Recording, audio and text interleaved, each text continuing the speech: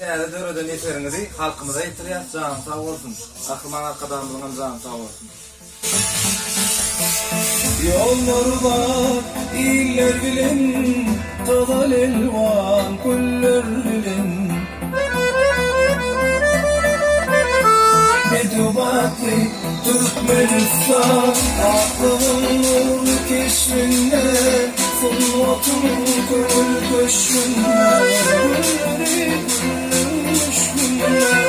Medubatli,